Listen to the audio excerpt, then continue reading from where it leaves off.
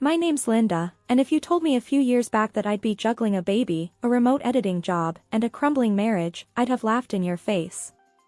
But here I am, 33 and barely keeping my head above water. It all started when I was assigned to edit a book by Alex Chambers, a writer who was the talk of the town back then.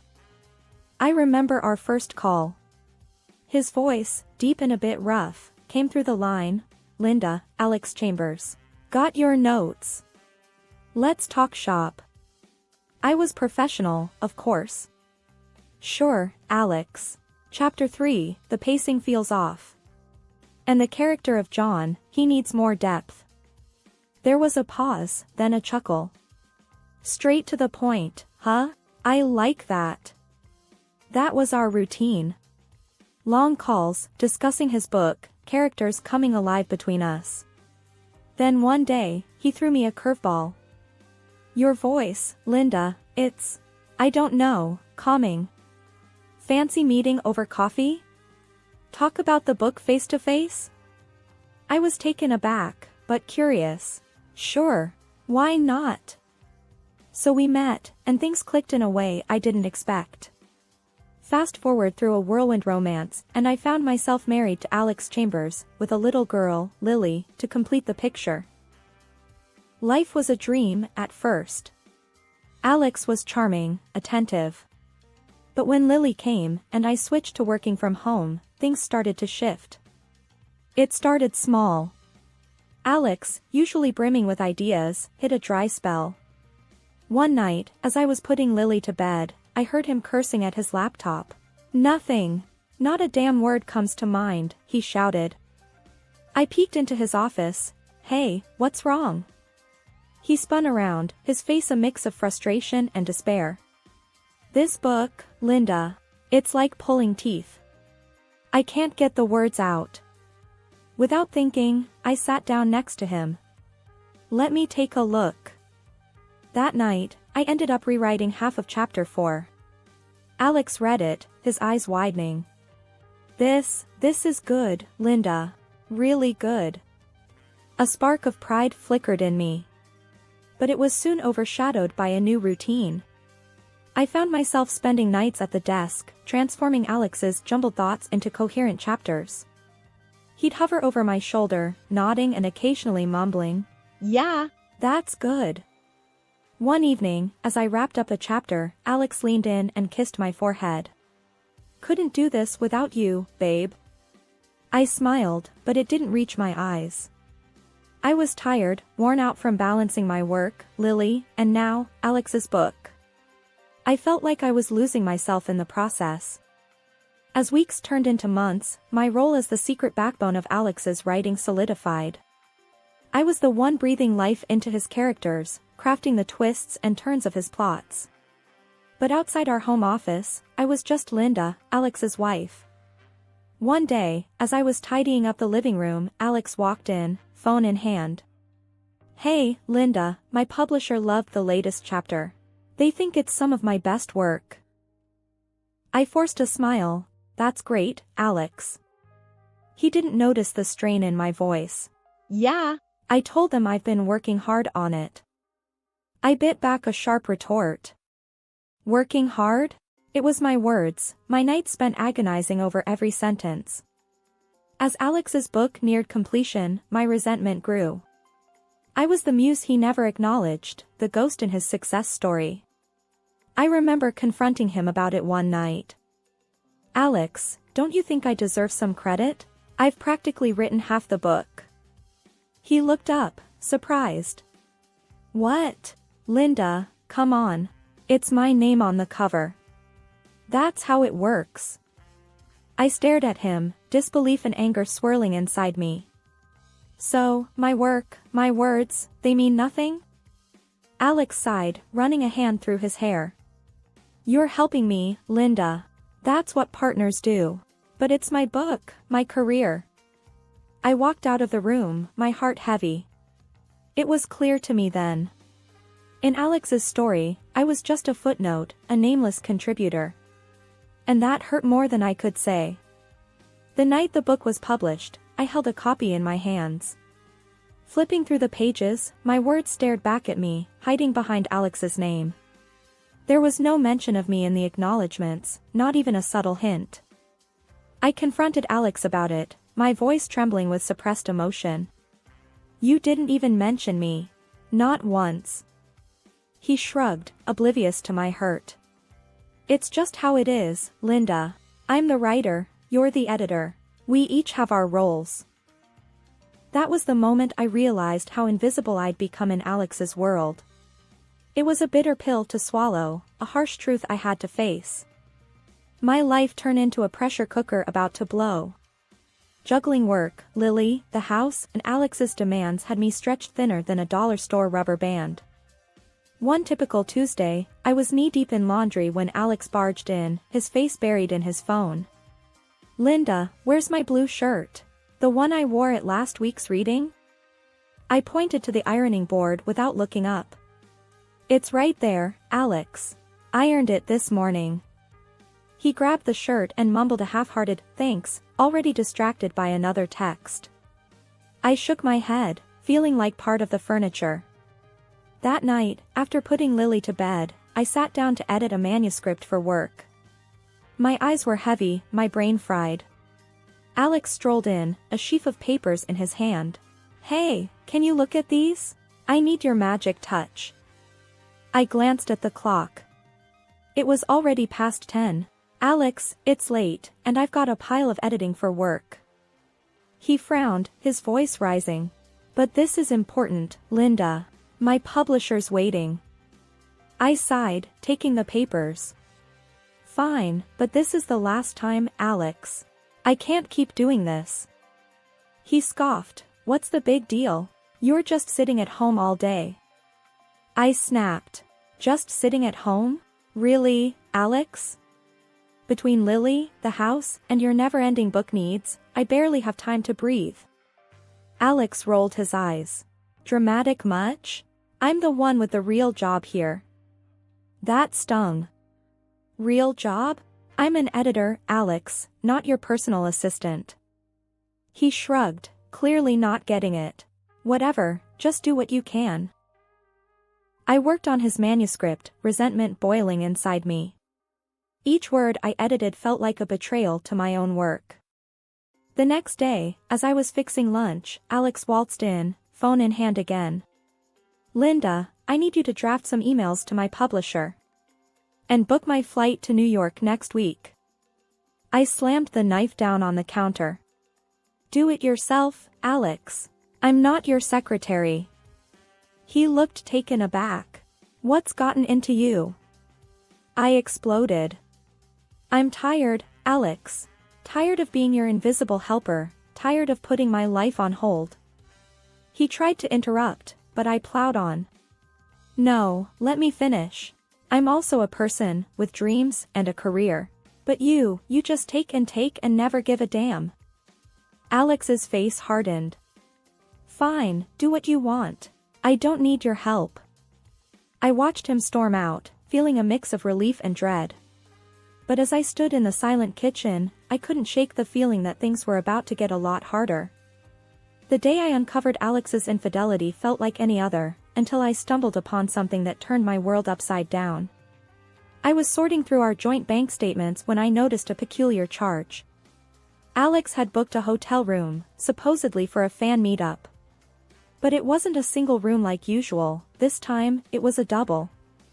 My heart pounded as I stared at the screen. A double room? Why would he need that? The question echoed in my mind, but deep down, I feared I already knew the answer. I decided to confront him when he got back. He walked through the door that evening, looking weary but satisfied. Hey, Linda, back from the event. It was great, he said, trying to kiss me. I dodged his kiss and held up the bank statement. Why'd you book a double room, Alex? He glanced at the statement, his face momentarily blank.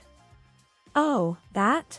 Must be a mistake. I booked a single, like always. I wanted to believe him, but the doubt had already seated itself. A mistake, huh? Okay. Later that night, after Alex came home drunk, he crashed into bed, leaving his phone carelessly on the nightstand. A voice inside me whispered to check it. I hesitated, but curiosity and suspicion won. Picking up his phone, I felt like a detective in a bad movie, but what I found was no fiction. His messages were a maze of lies and deceit. There it was, a string of texts with someone named Julia. They weren't just friendly, they were intimate, full of plans and secrets. I scrolled through their conversations, each message a stab to my heart. Alex's words about me were the worst, calling me a fool, saying he only kept me around as a servant.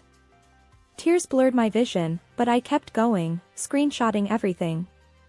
Then I found the photos, Alex and Julia, together in ways that left no room for doubt. It was like watching a car crash in slow motion, horrifying, but impossible to look away. I transferred all the evidence to my laptop, a heavy knot forming in my stomach. This was more than a hunch now, it was cold, hard proof of his betrayal. The next day, I acted like everything was normal. Alex, clueless and hungover, didn't suspect a thing. "Morning, Linda. What's for breakfast?" he asked, rubbing his eyes. "Just cereal," I replied, my voice steady despite the storm inside. As he sat eating, oblivious, I studied him. This was the man I married, the father of my child, living a double life right under my nose. Anger and hurt welled up inside me, but I pushed them down. I needed to be smart, to plan my next move carefully. That day, as I went about my chores and work, part of me was elsewhere, plotting, planning. Alex's betrayal had shattered something fundamental between us. But I wasn't going to let him see me break.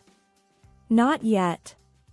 I had to be strategic, to hit him where it hurt most. And for that, I needed to keep my discovery a secret, for now.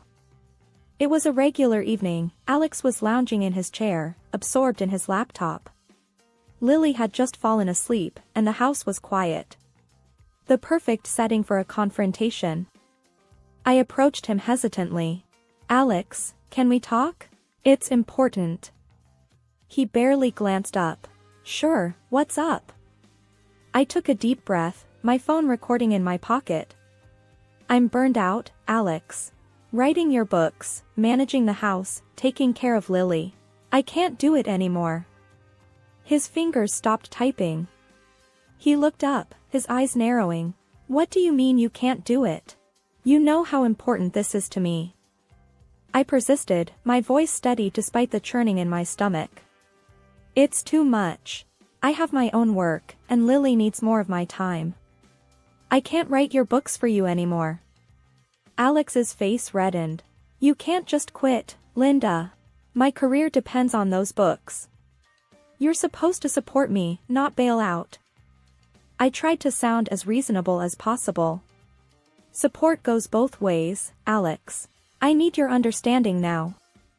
He scoffed. "Understanding? I've given you a comfortable life, a home, and this is how you repay me? By backing out when I need you the most." His words stung, but I needed him to admit the full extent of my role. "I've been doing more than backing you up, Alex. I've been writing your books, and it's taking a toll on me." He stood up abruptly, his chair scraping against the floor. "You're just the editor, Linda. Let's not overstate your role here." I felt my patience waning. "Just the editor? Alex, who do you think has been coming up with the plots, the dialogues, refining the characters?" "It's been me."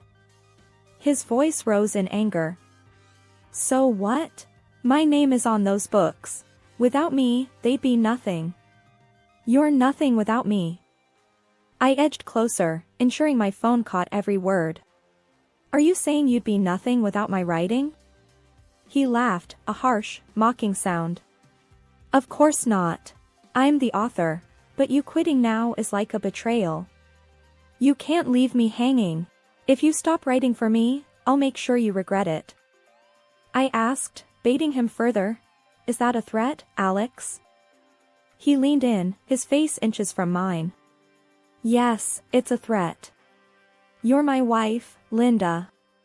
You do what's needed for this family, for my career. If you think you can just walk away from this, think again. I'll divorce you and make sure you get nothing. I stepped back, my heart pounding. I had what I needed. Okay, Alex. We'll see about that. He stormed off to his office, slamming the door behind him. Alone, I took out my phone and ended the recording. Listening back, his words were damning, an unequivocal admission of his dependence on me, mixed with threats and arrogance. That night, as I lay in bed, I couldn't sleep. The man I once loved had turned into a stranger, one who saw me as nothing more than a tool for his success. But now, with this recording, the tables were turned. I had the power to expose him, to tear down the facade he'd so carefully built. My mind raced with possibilities. I could take this to his publisher, the media, or use it in a legal battle. Whatever path I chose, one thing was clear: our marriage was over, and it was time for Alex to face the consequences of his actions. The day of Alex's big press conference was my chosen moment for revelation. Clutching the recording of his admission, my plan was set in motion.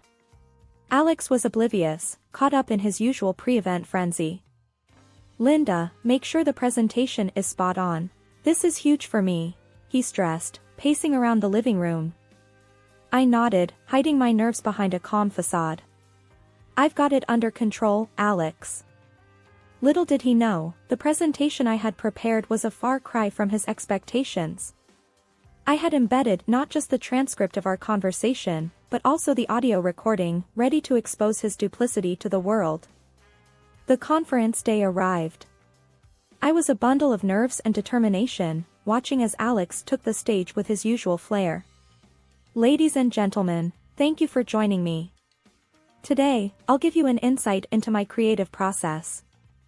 As the first slide flashed up, Alex's confident smile wavered. The room fell into a stunned silence as his own words appeared on the screen, followed by his voice echoing through the speakers, confessing his reliance on me for his books. The shock in the room was palpable. Alex fumbled for words. There seems to be some mistake." But the damage was done. The crowd was in an uproar, murmurs and gasps filling the air, while cameras clicked frantically, capturing every moment of his unraveling facade. The aftermath of the press conference was like a hurricane tearing through our lives. Alex, once the master of his domain, was now caught in the eye of the storm he had created. His fury when he returned home was palpable, a tempest of anger and disbelief. "You've completely destroyed me, Linda. My career, my reputation. How could you?" he raged, his voice echoing through the halls of our once peaceful home. I faced him, my resolve unwavering. "I'm filing for divorce, Alex. I can't be part of this lie anymore." His anger turned to desperation. "Divorce? You can't be serious. Think about Lily, think about what you're doing to our family." I sighed, a weight lifting off my shoulders. "It's over, Alex. I know about Julia too. The lies, the betrayal. It's all out now." He sank into a chair, his energy deflated. "Linda, I didn't mean for any of this." I shook my head. "It doesn't matter what you meant. It's what you did. And now, everyone knows." As his career began to crumble, with publishers distancing themselves and fans expressing their outrage, I took the opportunity to reclaim my voice. I decided to continue the book series under my own name, my work finally receiving the recognition it deserved. In the midst of this, a surprising twist came my way. Alex's mistress, a woman with considerable influence in the media, approached me discreetly. She was desperate to keep her name out of the scandal and offered a substantial sum to ensure her anonymity in court. After much contemplation, I agreed to her terms. This wasn't just about retribution, it was about securing a stable future for Lily and me. The money meant freedom and a fresh start. The day of the divorce hearing arrived, and Alex's demeanor had shifted from anger to a plea for reconciliation. "Linda, we can sort this out. We can go to counseling, start over. Please, don't do this." I looked at him, seeing the man I once loved, now a stranger consumed by his own deceit. "It's too late, Alex. I can't erase what you've done, the lies you've told. It's over. In the courtroom, the air was tense. Alex's lawyer tried to argue for leniency, but the evidence against him was undeniable. The judge ruled in my favor, granting me a significant compensation and full custody of Lily. Alex was ordered to pay child support, a final blow to his already faltering financial state. Returning home, I watched Lily playing in the living room, her laughter a balm to my soul. I knew the road ahead would be challenging, but for the first time in a long time, I felt hopeful. That night, as I tucked Lily into bed, her gentle breathing was a reminder of the new beginning that lay ahead of us. "Mommy, will everything be okay?" she murmured sleepily. I kissed her forehead, whispering, "Yes, my love. Everything will be just fine. We have each other, and that's all we need." In the quiet of the night, I reflected on the tumultuous journey.